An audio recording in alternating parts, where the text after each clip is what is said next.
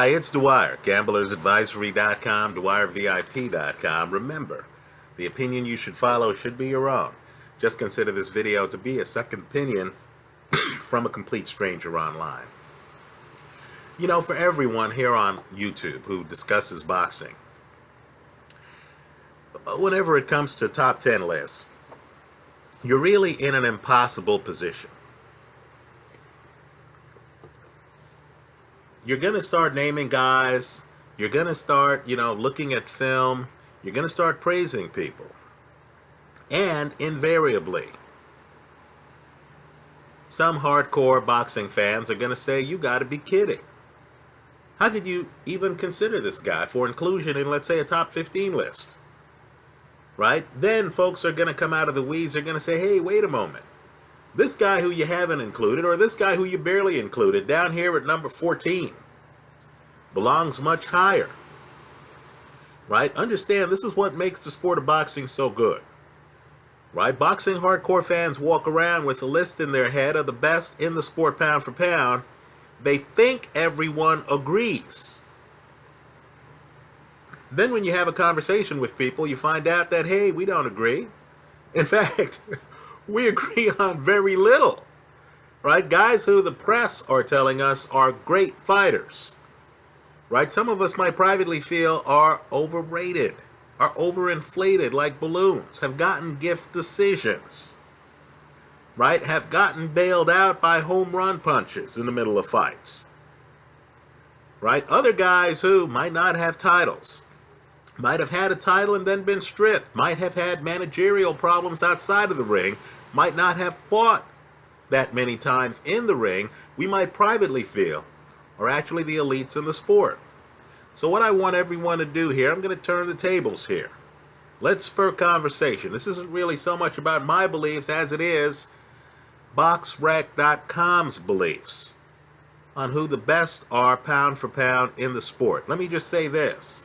BoxRec.com, BoxRec.com, is one of my go-to sites. I think very highly of the site. Whenever I'm researching fighters, I always go to this site to look at their records and things like that. Right? Now understand, they're in an impossible position. Anyone is who tries to rank fighters pound for pound. Right? I want you to go to their list right now. I know some of you love this background. Some of you, love seeing me sit here and wave my hands like this, right? But many of you are really all about content, right? As am I.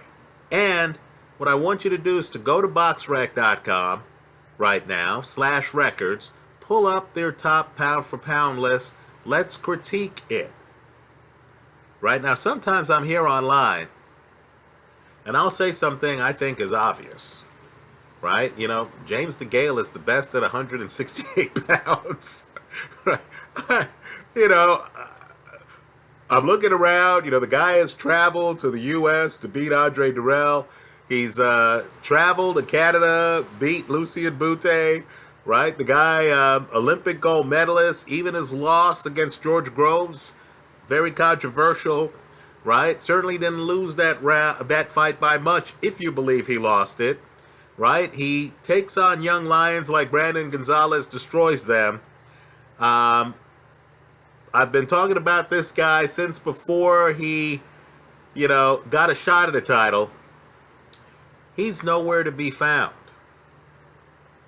in BoxRec.com's top 15. Nowhere to be found. Now, I know Andre Ward has been a little bit rusty, right? Even in his last fight, he looked a little bit rusty to me.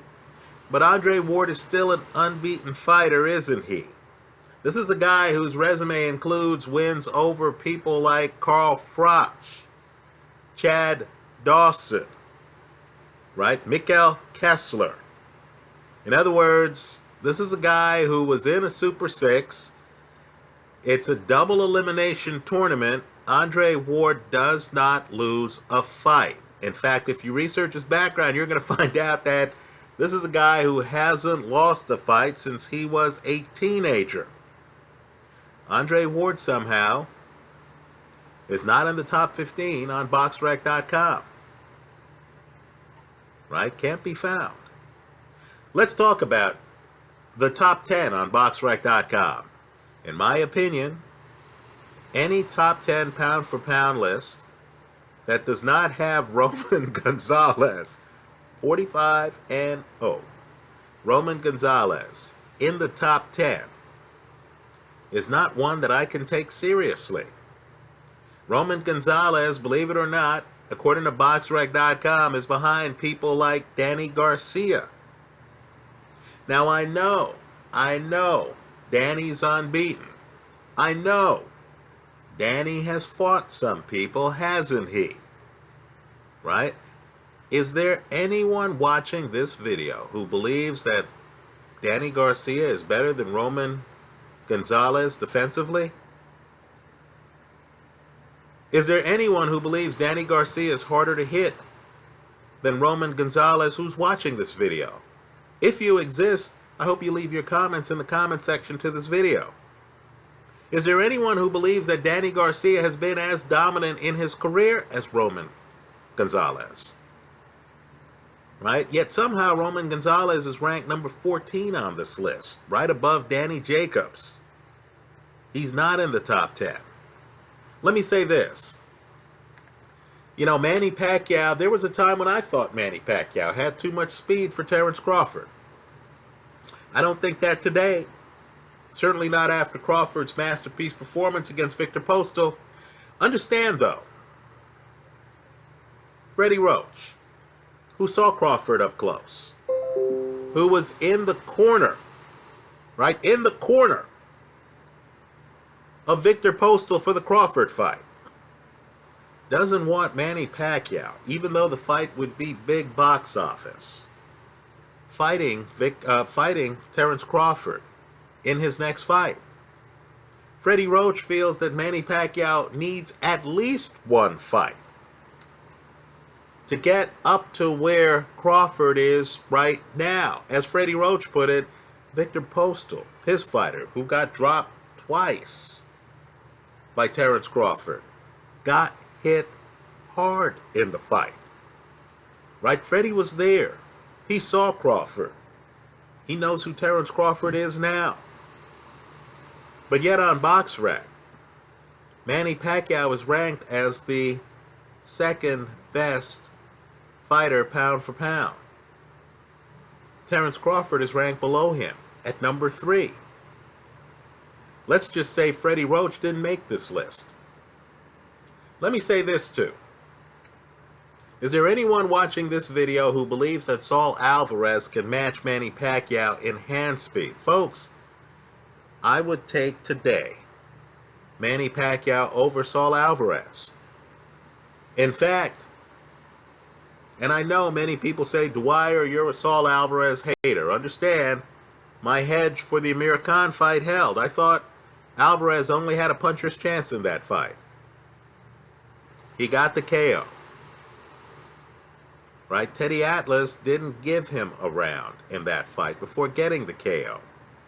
I'm telling you, I saw the fight. At most, I gave Canelo 1 round against Amir Khan before Canelo got the KO. Now, I understand the pro-Canelo argument. Hey, this is boxing. Punching power matters. Right? The guy got the KO. He did what he had to. Right? My point to you, though, is a guy not in the top 15 here. Demetrius Andrade. If the fight were even money, I'd take him over Saul Alvarez right now. Saul Alvarez, Manny Pacquiao, let's just say I would expect Pacquiao to be too fast for Saul Alvarez and much harder to hit. Much harder to hit than Amir Khan. Right? Let's talk about other people on this list. Leo Santa Cruz, incredibly, is not. You know, what else is Santa Cruz supposed to have done in his career? Isn't the guy unbeaten? Well, Carl Frampton's number 11 on BoxRec's list. I'm taking Santa Cruz over Carl Frampton. I believe we're going to find out a lot more about Leo Santa Cruz this weekend. I think some people are going to be surprised at his punching power. I think some people are going to be surprised at his tenacity. I personally will be surprised if that fight goes the distance. I like Santa Cruz in that fight. I know the Jackal is a technician. I believe he only has a puncher's chance in the fight. I don't think he can outbox Leo Santa Cruz. I think Santa Cruz is going to throw too much volume, right? I think Santa Cruz is going to start throwing the volume a lot earlier than Scott Quigg did against Frampton. Let me say this too. Abel Sanchez. He's the trainer for number 5 on BoxRec's list, Gennady Golovkin. Right now, Golovkin somehow is ranked below Sergey Kovalev. Now, we've seen fights, the Blake Caparello fight, where Kovalev's literally been knocked down. Right, knocked down. Have we seen the Golovkin fight where he's on the canvas? We haven't, have we? If you Google these two guys, you're going to find out that there was a time when Kovalev actually trained with Abel Sanchez, where these guys actually got in the ring together and sparred together. And you're going to find out that Golovkin apparently had the upper hand. I don't know of any reports that say that Kovalev had the upper hand. But yet on this list, Kovalev is ranked ahead of Golovkin. Didn't Kovalev look a little tired to you? Didn't he get extended a bit by Ike Chilemba in their last fight? Well, let's talk about Ike Chilemba. What I want you to do is to go to the light heavyweight division on BoxRec. Right? They actually rank the light heavyweights. Now, all I could say is the most preposterous ranking that I've come across on BoxRec, and I haven't looked that hard, is their ranking of Joe Smith Jr. over Jürgen Brähmer. You've got to be kidding me. You've got to be kidding me. Folks, I want people to look at Brähmer's entire career. Understand, this guy has been champ for some time.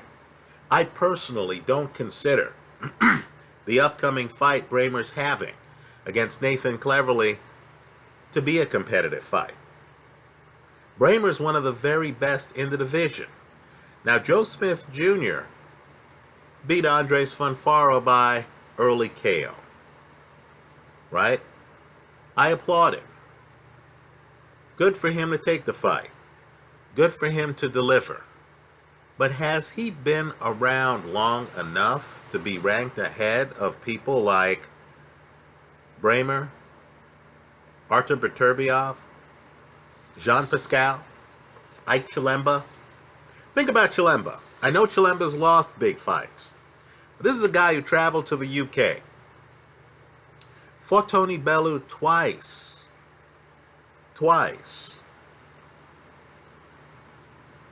Right? This is a guy who traveled to Canada.